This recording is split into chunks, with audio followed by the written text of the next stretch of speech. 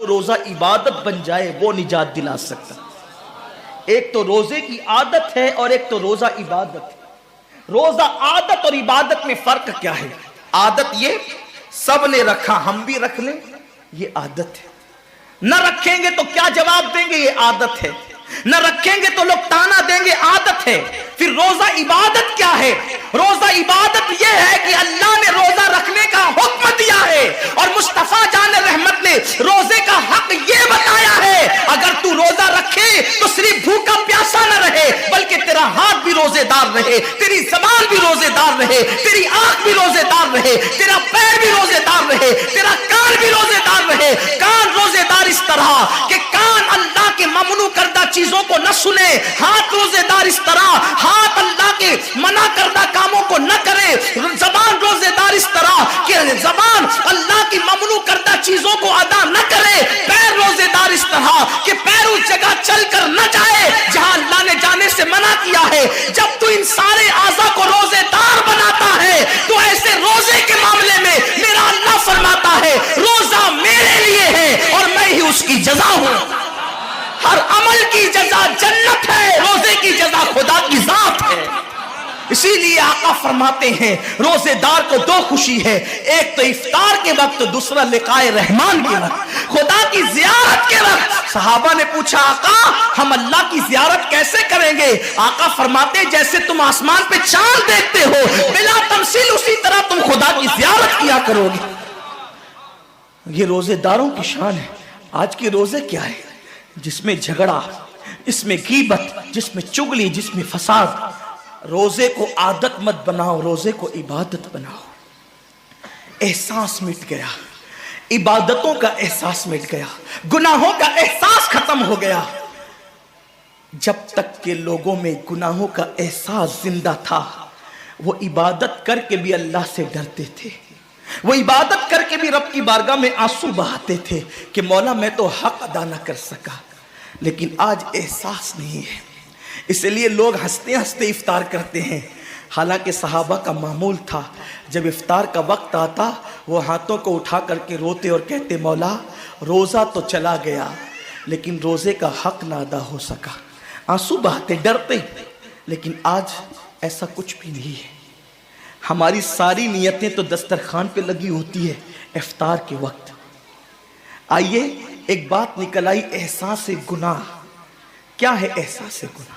آقا نے فرمایا نا کہ جب رمضان شریف کا حق ضائع کر دو گے تو اللہ تم سے عزت کو چھین لے گا، تم ذلیل و رسوا ہو جاؤ گے۔ احساس ختم ہے گناہ کا، اسی لیے رمضان شریف میں بھی گناہ کرتے ہیں، اور گناہ کر رہے ہیں تو ذلیل ہو رہے ہیں۔ احساس کسے کہتے ہیں؟ احساس یہ ہے کہ میں نے کیا کیا، چھوٹے سے گناہ کو بڑا سمجھنا میں نے کیا کیا۔ ایک خاتون بارگاہ رسالت میں آئی اور عرض کیا یا رسول اللہ مجھ سے زنا ہو گیا ہے، میں نے بہت بڑا جرم کر لیا ہے، آپ مجھ پہ حد لگا دیں، حد جاری کر دیں تاکہ میں گناہ سے پاک ہو جاؤں۔ اللہ کے حبیب نے احساس گناہ دیکھ کر کے فرمایا کہ جا ابھی تیرے پیٹ میں بچہ ہے، تیرے جرم کی سزا تیرے پیٹ کے بچے کو نہیں دی جا سکتی، اگر تجھ پہ حد لگے گی تو وہ بچہ بھی ختم ہو جائے گا، جب بچہ پیدا ہو جائے اس کے بعد آنا۔ بچہ پیدا ہو گیا تو وہ لے کر کے آئی۔ آقا فرماتے ہیں تیری جان چلی جائے گی تو اس کی پرورش کون کرے گا، اس کو دودھ کون پلائے گا؟ جا اس کو دودھ پلا اس وقت تک جب تک یہ کھانے نہ لگے۔ وہ بچے کو 2 سال تک دودھ پلاتی رہی، اور جب بارگاہ رسالت میں آئی تو بچے کے ہاتھ میں روٹی کا ٹکڑا دے کر کے آئی۔ بچہ روٹی کھا رہا تھا، عرض کی آقا مجھ پہ حد جاری کریں تاکہ میرا گناہ جو میرے دامن پہ لگا ہے وہ دھل جائے۔ حضور نے 3 مرتبہ اس کو اپنے دروازے سے ٹالا، اگر کوئی دوسرا ہوتا اس کو ڈھیل دی جاتی تو وہ بھاگ جاتا، دوبارہ پلٹ کرنا آتا، لیکن احساس گناہ تھا، گناہ کا احساس تھا کہ یہاں گناہ مٹ جائے تاکہ وہاں جواب دینے سے بچ جاؤں۔ اس خاتون نے 3 مرتبہ حاضری دی، حضور اب میرا بچہ روٹی کھانے لگا ہے، مجھ پہ حد لگا دے تاکہ میں پاک ہو جاؤں۔ اللہ کے حبیب نے فرمایا اللہ کی بندی جب اللہ نے تیرے جرم پہ پردے ڈال دیے تھے تو تو نے اظہار جرم کیوں کیا؟ اب چونکہ تو جرم کا اظہار کر چکی ہے، اقبال گناہ کر چکی ہے، اب تجھ پہ حد لگائی جائے گی اور اس کو سنگسار کر دیا گیا۔ جب وہ مر چکی اور اس کو دفن کر دیا گیا تو کسی نے کہا کتنی بدبخت تھی وہ عورت جس نے رسول پاک کے دور میں منہ کالا کیا۔ میرے نبی نے فرمایا تو اس کا گناہ دیکھتا ہے، تو اس کا احساس گناہ نہیں دیکھتا۔ اس نے ایسی توبہ کی ہے، اگر اس کی توبہ 70 جہنمیوں پہ تقسیم کی جاتی تو اللہ ان کو بھی جنت عطا فرما دیتا۔ آقا کریم صلی اللہ علیہ وسلم فرماتے ہیں جو رمضان شریف میں گناہ کبیرہ کرتے ہیں، اب گناہ کبیرہ کی بہت بڑی تعریف ہے، اس کو نہیں بیان کروں گا، لیکن جو گناہ کبیرہ بڑا گناہ کرتے ہیں، پہلی بات تو چونکہ میرا مسلک صوفیہ ہے، صوفیہ سے کسی نے پوچھا کہ گناہ بڑا کیا ہے؟ امام غزالی فرماتے ہیں نہ کوئی گناہ چھوٹا ہے نہ کوئی گناہ بڑا ہے، بات تو یہ ہے جس گناہ پر خدا تیری پکڑ کر لے وہی گناہ سب سے بڑا ہے، اور جس نیکی پر خدا تجھے بخش دے وہی نیکی سب سے بڑی ہے۔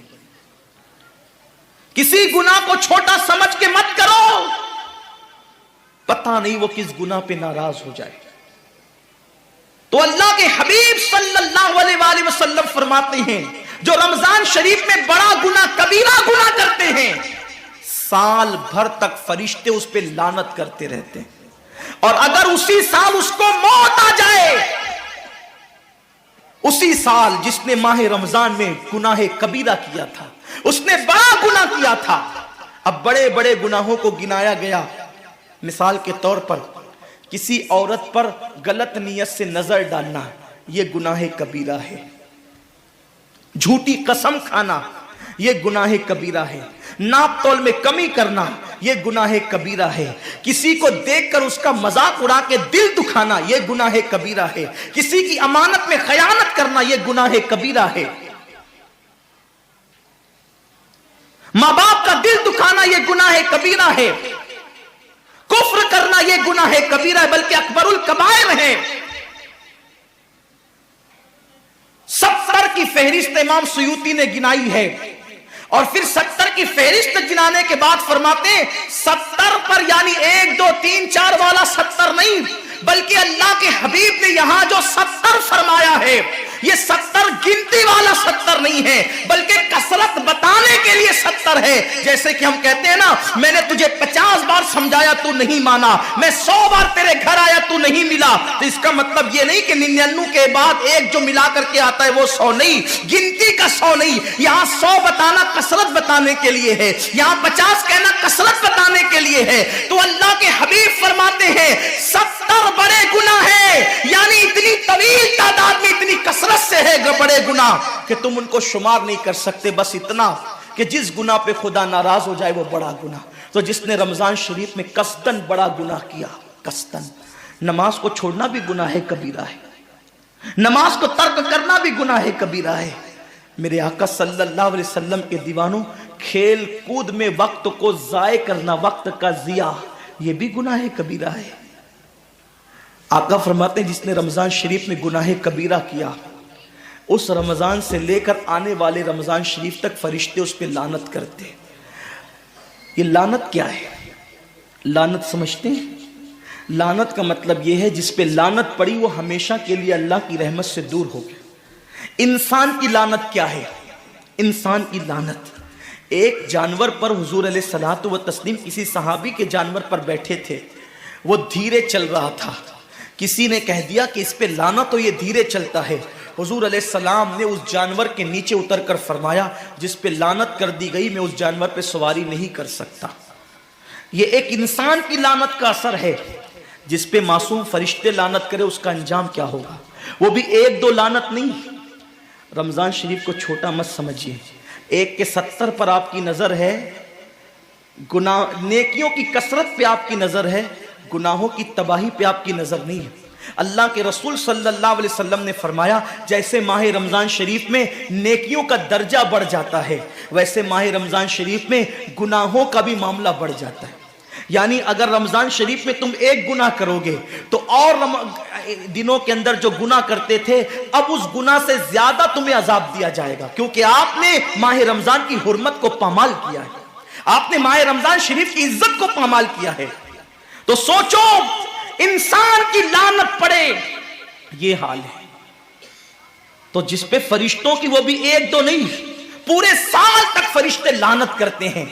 और अल्लाह के नबी सादिक व मस्दूक नबी ने फरमाया कि अगर वो उसी साल रमजान शरीफ आने से पहले पहले मर जाए तो उसके पास कोई नेकी नहीं होगी जो उसको जहन्नम की आग से बचा सके, और उसका ठिकाना तो जहन्नम ही होगा।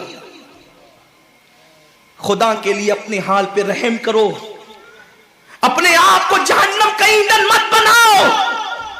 हमारा जिस्म इतना ताकतवर नहीं है कि हम अपने जिस्म पर जहन्नम के अजाब को बर्दाश्त कर सके। मेरी कौम के जवानों, अपनी जवानी पे इतराने वालों, अपनी कुव्वत पे नाश करने वालों, अल्लाह के रसूल सल्लल्लाहु अलैहि वसल्लम फरमाते हैं कि जहन्नम की आग की एक चिंगारी अगर दुनिया के समुंदर में डाल दी जाए तो दुनिया के सारे समुंदर आग से भड़कने लगे। उस चिंगारी को, वो जहन्नम की चिंगारी को समुंदर ठंडा नहीं कर सकते, बल्कि समुंदर को वो एक चिंगारी भड़का देगी और समुंदरों के अंदर आग लग जाएगी। जो एक चिंगारी सारे समुंदर को भड़का दे, अल्लाह अकबर, उस जहन्नम के अंदर ये छोटा सा वजूद, जो छोटी सी, अल्लाह अकबर, अगरबत्ती के चटके को बर्दाश्त नहीं कर सकता, जो चिराग की लौ की तेज को, जो चिराग की लौ की हरारत को बर्दाश्त नहीं कर सकता, जो सिगरेट के चटके पर बेकरार हो जाता है, ये छोटा सा वजूद जब जहन्नम के अंदर दाखिल किया जाएगा, उस वक्त इस वजूद का क्या होगा। मेरे आका मुस्तफा जान रहमत फरमाते हैं कि जब पहाड़ों को जहन्नम में डाला जाएगा तो पहाड़ ऐसे पिघलने लगेंगे जैसे नमक को पानी में डालने से नमक पिघलने लगता है। मेरे भाइयों, खुदा के लिए अपने हाल पर रहम करो, अपने आप को जहन्नम का ईंधन मत बनाओ। अल्लाह अकबर, तरावी के वक्त में पैर फैलाकर मोहल्लों में बैठने वालों, रोजों के वक्त में छुप छुपा कर खाने वालों, अल्लाह की गैरत को चैलेंज मत करो।